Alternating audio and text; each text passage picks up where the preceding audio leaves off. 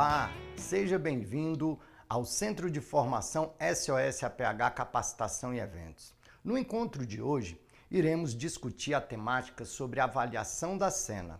Essa avaliação faz parte da avaliação e manejo do paciente preconizada pelo PH-TLS. Como vocês podem observar, essa avaliação ela tem a sua definição, que é um conjunto de ações que tem como objetivo avaliar as condições de uma ocorrência no tocante à situação, à segurança, ao número de vítimas, tendo seu início com o acionamento do serviço de emergência, ou seja, aqui no Distrito Federal hoje, quem disponibiliza esse tipo de serviço é o Corpo de Bombeiro e o SAMU, onde essa central deverá cadastrar essa ocorrência buscando informações muito importantes, como o local da ocorrência, um ponto de referência e a quantidade de vítimas e, se possível, a condição dessas vítimas. Já em posse dessas informações, essa central irá deslocar uma equipe para o local da ocorrência, onde essa equipe, ao chegar nesse local, vai dar toda a veracidade a todos os fatos que foram reportados a eles, dando assim uma visão real da situação. E neste momento também é de suma importância que essa equipe repasse novamente essa informação ao centro de emergência para que eles possam também ter uma visão melhor de tudo que está acontecendo. Essa avaliação da cena ela é subdividida em segurança, situação, uso dos EPIs, que é a biossegurança, e os recursos adicionais. A partir de agora, irei trabalhar todas essas etapas de forma pontual com os senhores. E a primeira é justamente falar um pouco sobre a segurança de uma cena. E essa segurança, ela é responsabilidade de todos os participantes, de todos os atores que estão dentro desse cenário. Mas a equipe de atendimento pré-hospitalar, ela tem que ter isso como o primeiro pensamento, pois essa segurança vai trazer uma condição de atendimento, pois não existe cena segura, existe cena em condições de atendimento.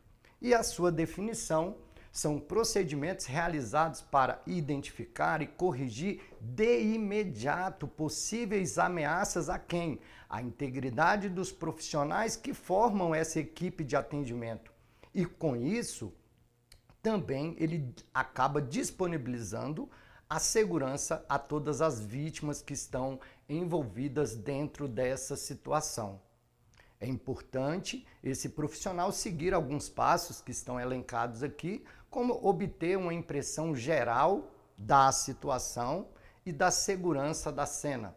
Observar a causa e as consequências desse incidente ou desse acidente, como por exemplo, uma vítima de queda em altura. Eu tenho que observar qual foi a altura dessa queda, eu tenho que observar se não tem mais nada que possa cair sobre essa vítima e sobre essa guarnição. Observar também, indagar os familiares ou quem testemunhou aquela situação e, de suma importância, é fazer a sinalização e o isolamento. Iremos tratar disso agora de uma forma mais pontual, trazendo aqui para vocês, as novas tecnologias. Isso é de suma importância. Nós estamos hoje no estúdio 1 da SOS APH. Essa imagem ela é bem clara, Traz aqui uma situação de um acidente automobilístico.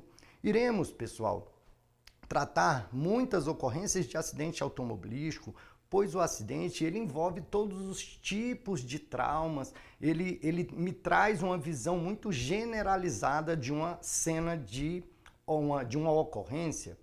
Aqui eu posso observar a primeira coisa que não foi feita pela guarnição que disponibilizou esse primeiro atendimento, que é justamente o isolamento da área que nós chamamos de zona quente, a sinalização também, para que você consiga deixar dentro da ocorrência apenas as vítimas. Essas pessoas que estão aí dentro desse cenário, elas podem tirar a atenção da equipe de atendimento.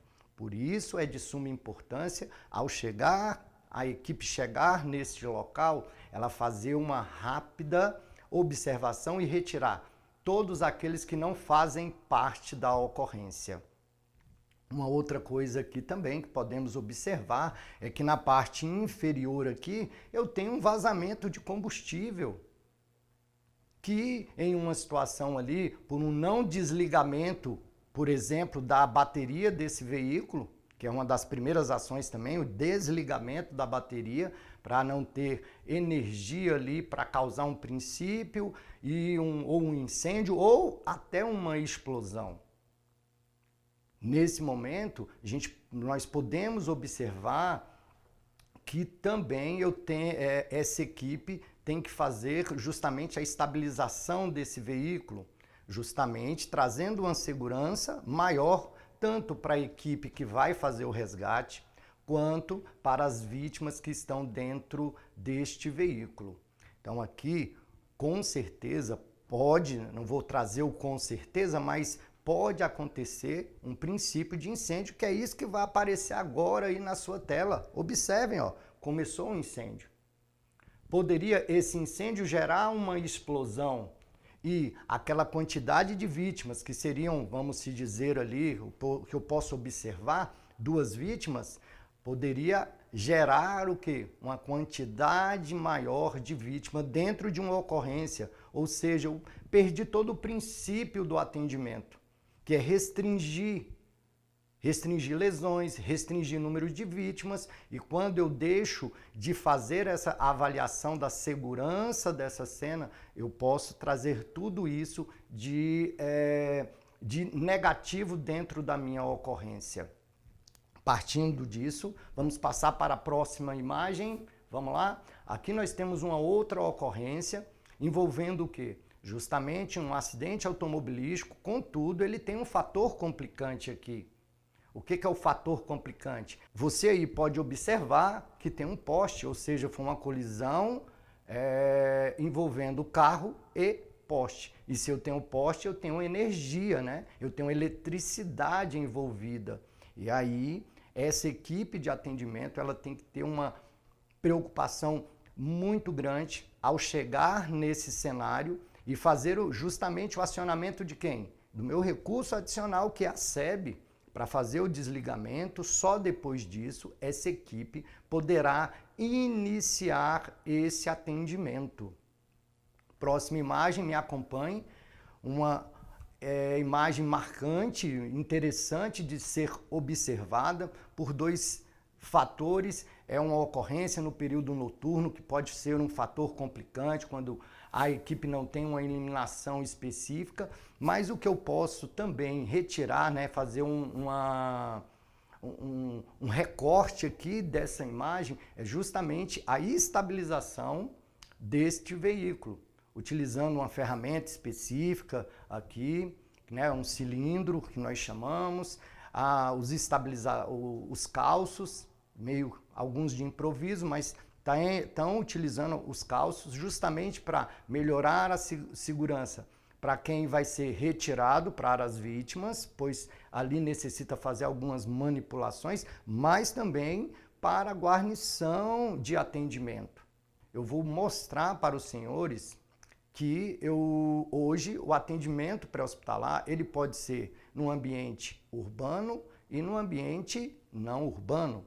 O exemplo que eu trago aqui, essa linda caverna, que é a Caverna do Diabo, localizada lá em São Paulo, onde ela tem uma estrutura maravilhosa, onde é importante e hoje cada vez mais o profissional do APH se especializar justamente nesse tipo de ocorrência, pois aqui muita coisa mesmo, tem aqui as especificidades vão fazer com que esse profissional do APH ele utilize sim as suas técnicas, mas com alterações, porque aqui neste ambiente, na maioria das vezes, vai ser um ambiente totalmente escuro. Então, o profissional não pode esquecer de forma nenhuma um dispositivo de iluminação.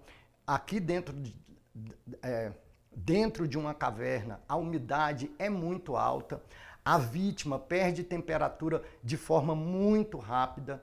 Então, esse profissional tem que estar com tudo isso na cabeça para disponibilizar um atendimento diferenciado, um atendimento mais pontual, pois não é a mesma coisa que está, às vezes, a 20 minutos de uma unidade hospitalar. Dentro de uma caverna, você pode fazer um resgate que vai durar 2, 4, 6, 8, 10, uma semana, 2 semanas. Nós sabemos, podemos citar o exemplo que aconteceu lá na Tailândia. Então, aqui dentro de uma caverna, as especificidades são muito grandes. Por isso, esse profissional do APH, ele tem que buscar esse tipo de conhecimento.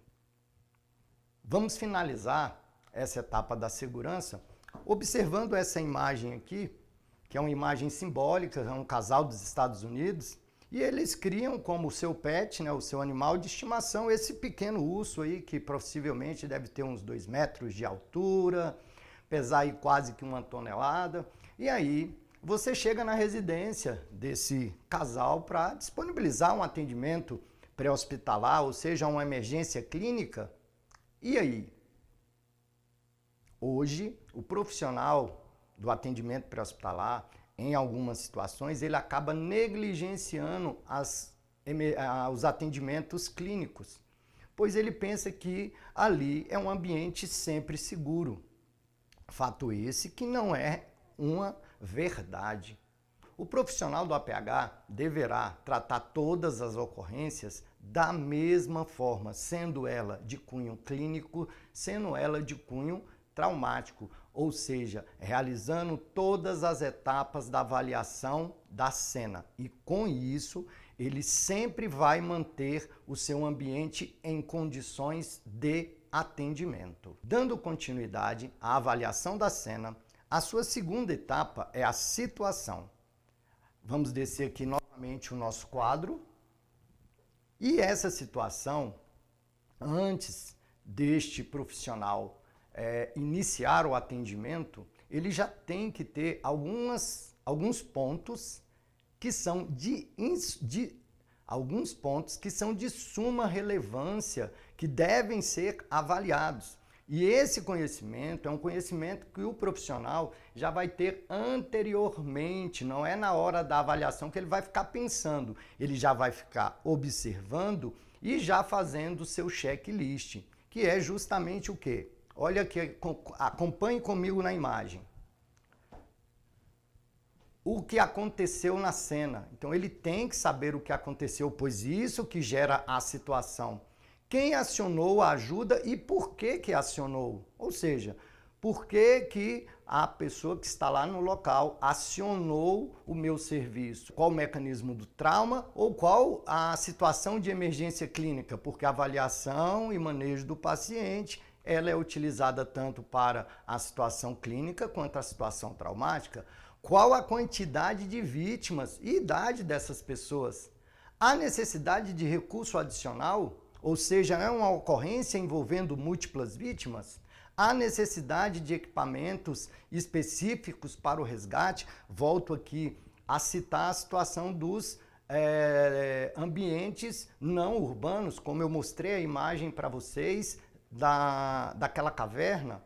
Ou seja, um resgate em caverna, ela vai necessitar de equipamentos específicos para a caverna. Não serão os mesmos equipamentos que nós utilizamos aqui no dia a dia.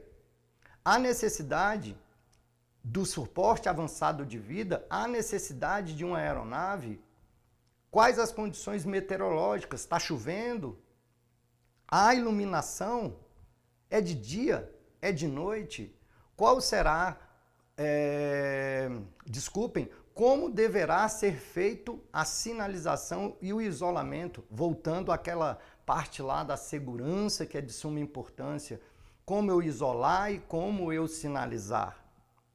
Dando continuidade, então tratamos agora da definição da situação, que é formulada após uma análise geral do cenário, observando qual tipo de emergência, como eu já tinha falado anteriormente. É uma emergência clínica? É uma emergência traumática?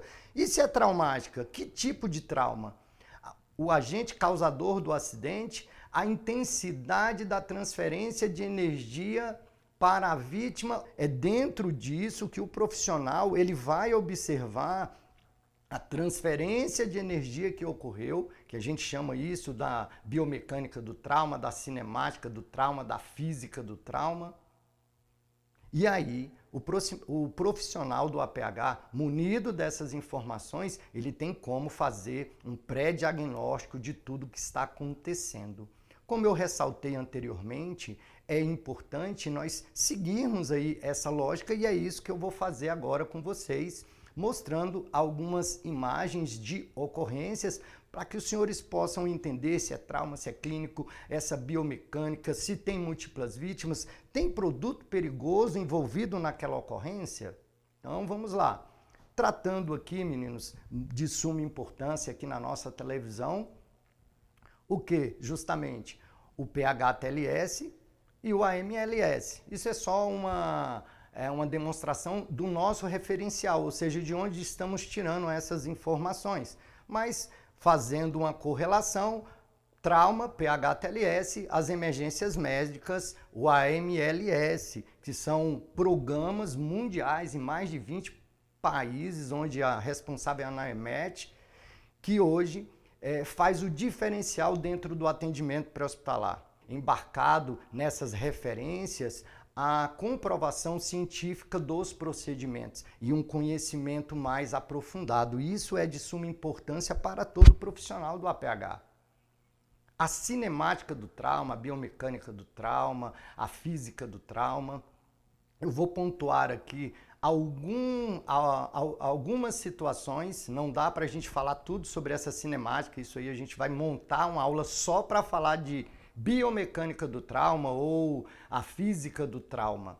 Então aqui eu vou só pontuar algumas coisas importantes que você, como primeiro respondedor, poderá observar e tirar várias informações sobre isso. Então aqui eu tenho uma colisão frontal entre dois veículos, onde há uma transferência de energia muito violenta, dependendo da velocidade desses carros, onde o profissional do APH ele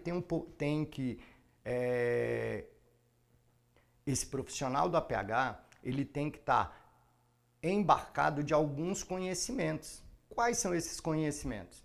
Principalmente aqui dentro dessa cinemática, a lei de Newton, né? As leis de Newton, ou seja, a primeira lei, que é a lei da inércia, um objeto parado permanece parado a não ser que ele sofra uma ação. A segunda lei de Newton, que é da conservação de energia, ou seja, nada se produz, tudo se transforma.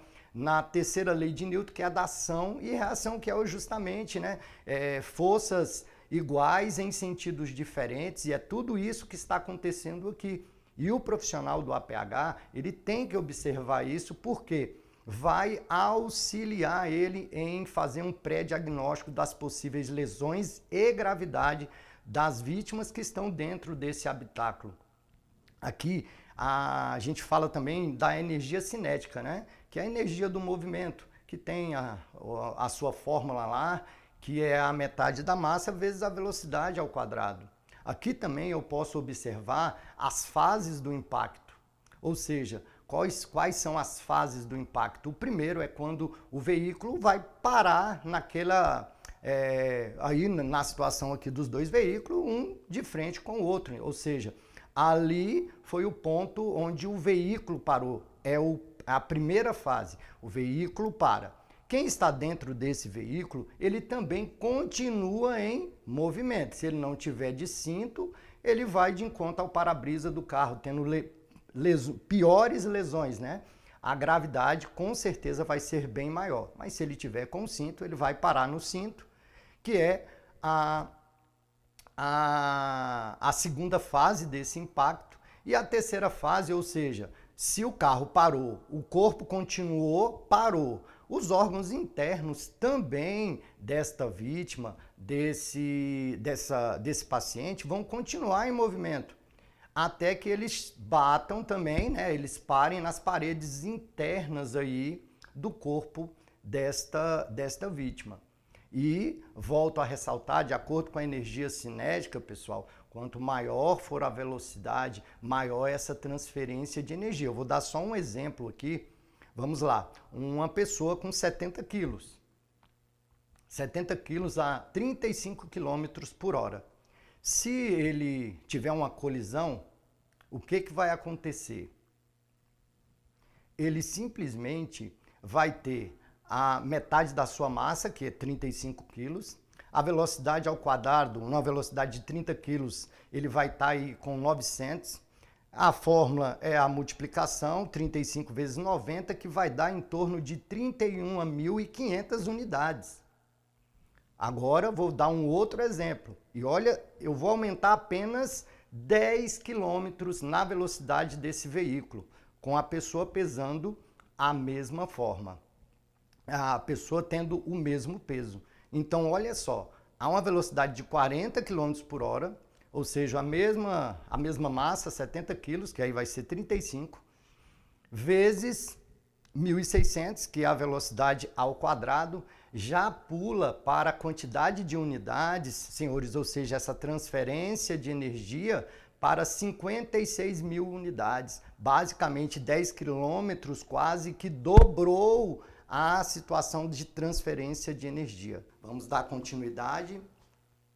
Aqui é para mostrar para vocês uma situação onde, dentro da situação, este profissional observou, né, profissional do APH, que eu tenho múltiplas vítimas.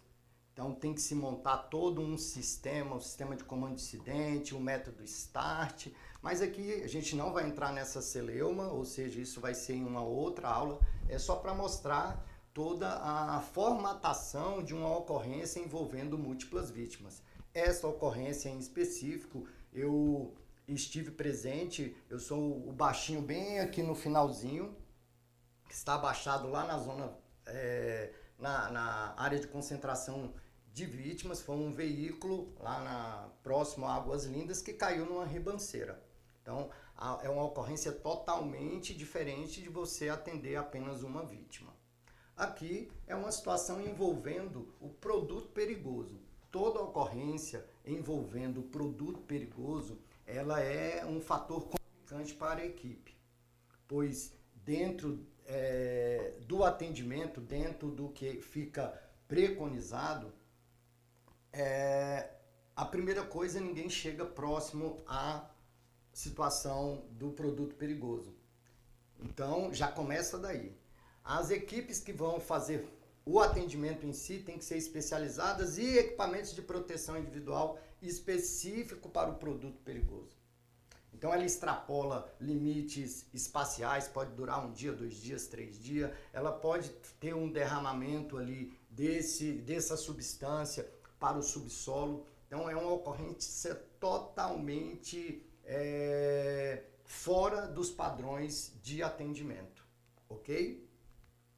E aqui, para demonstrarmos também que dentro do ambiente não urbano, o profissional tem que estar buscando as suas especializações para melhorar a condição do seu atendimento.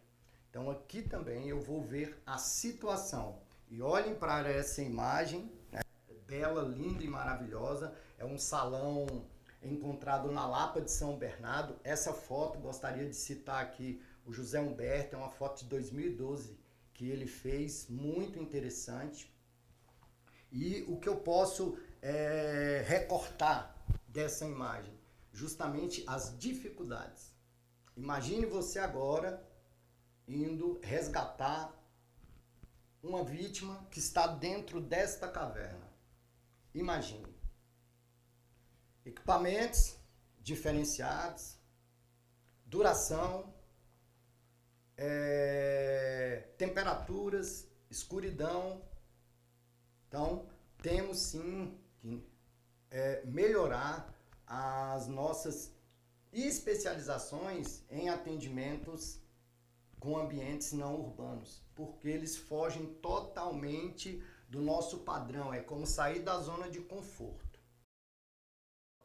Chegamos na nossa terceira etapa da avaliação da cena, que é justamente a utilização dos equipamentos de proteção individual. Equipamentos esses que têm uma suma importância na proteção da equipe e das vítimas. Vale uma ressalva que aqui estamos trabalhando de forma pontual, didaticamente, para que os senhores possam entender todo o processo, mas na ocorrência real, todas essas etapas, elas acontecem de forma simultânea. E aí, nós temos aqui uma definição para esse equipamento de proteção individual. Vocês podem acompanhar aqui na nossa televisão, que constituem barreiras contra a exposição de sangue, fluidos corporais e outros agentes que possam causar algum tipo de lesão por contato ou lesão ao profissional que está realizando o atendimento pré-hospitalar, bem como traz uma maior segurança para quem está recebendo esse atendimento. Isso está de acordo com o PH-TLS, nona edição, 2019. E aí, quais são esses equipamentos? Que áreas do nosso corpo esses dispositivos nos protegem, criam barreiras? Não há EPI que vai te isentar de tudo, mas ele vai criar barreiras. Então eu tenho máscaras, luvas, protetor ocular, aventais. Aqui nós temos a joelheira. Eu tenho também, para proteger as minhas vias aéreas, a máscara cirúrgica, ou hoje com a situação de pandemia relativa à Covid, uma proteção facial mais eficiente, que é a N95. Para a proteção dos nossos olhos, temos vários tipos e modelos e marcas e preços aqui, um óculos que gera uma segurança maior, protege aqui de uma situação de líquido que venha desse paciente. Esse aqui já não dá, mas também é um óculos de proteção. Luvas de látex, hoje eu tenho de vinil, eu tenho de neoprene, aí vai ser de acordo com o bolso e a disponibilidade dentro do seu serviço. Também aqui eu tenho a luva cirúrgica, né, que é esterilizada, capacete para proteção da cabeça. E aí, a partir de agora, vamos subir aqui a nossa televisão e eu vou passar a mostrar como esse profissional deverá se equipar. Então, vamos começar aqui com a nossa joelheira. Então, ela tem os seus fixadores, vão observando. Então, você vai fixar aqui na altura do seu joelho, proteção de perna e joelho. Me acompanhem, não se percam.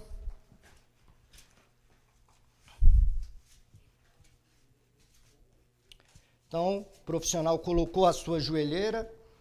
Próximo dispositivo, posso utilizar a máscara cirúrgica, né, que é a facial, ou essa aqui. Vamos usar a máscara cirúrgica. Uma coisa interessante sobre essa máscara cirúrgica é justamente a forma correta de se colocar ela. Ela tem essa dobra aqui, que muitos profissionais usam dessa forma. Então, ela pode acumular líquidos aqui. Ela pode acumular líquidos. Então, a forma correta é com a sanfona para baixo. Então, o profissional deverá colocar ela na sua face, apertar aqui a parte em metal para fazer a vedação. Próximo dispositivo que ele deverá colocar o óculos de proteção. No caso, eu uso óculos, justamente por esse motivo eu comprei esse tipo de óculos, que ele possibilita a utilização do meu óculos de grau, porque sem ele eu sou praticamente cego. E aí, próximo item, o profissional do APH deverá colocar justamente o seu capacete. Capacete esse que tem várias regulagens. Ele tem a regulagem da aranha, ou da carneira, e ele também tem regulagem na jugular.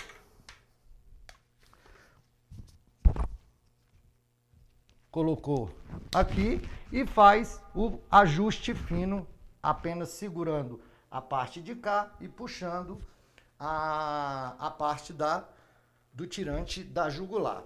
E por último, esse profissional deverá colocar justamente